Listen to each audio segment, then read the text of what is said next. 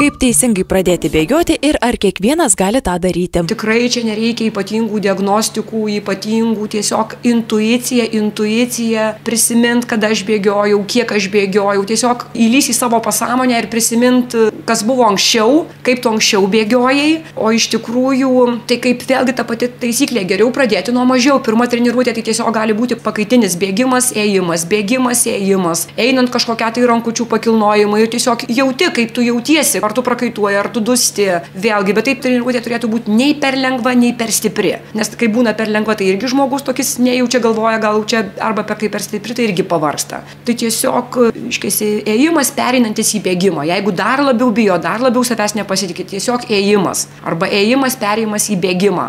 Arba bėgimas kaitolimas su ėjimu. Kvėpuojam per nosį, įkvepiam per burną, iškvepiam kas kiekvieno takto. Jokių kalbėjimų, jokių telefonų, jokių kitokių minčių. Jau tik tai jokių, aišku, neigiamų minčių. Tiesiog bėgant, sulenkti rankas ir įkvėpti, iškvėpti kas ketvirtą žingsnį ir tiesiog geriau bėgant galvoti, kaip įkvepiu, kaip aš prisipildau deguonies, kaip dirba mano širdis, kur mano dabar yra rankos, kaip dirba mano korpusas, kaip šlaunys mano kaista, kaip visas mano kūnas kaista, kaip aš prisipildau deguonies, kokia graži gamta. Tiesiog tai mano pats geriausias rytas, tai mano pats tinkamiausias režimas. Vat. Ir tiesiog judėti, įsiklausant į savo kūną ir ar tai bus kilometras, ar tai bus 2, ar tai bus 3.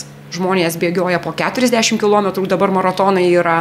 Taip, kad žmogus gali sportuoti ir ten, ir kiekvieną kartą atrasti save. Kalbėjo sporto trenerė Gitana Vitkauskienė.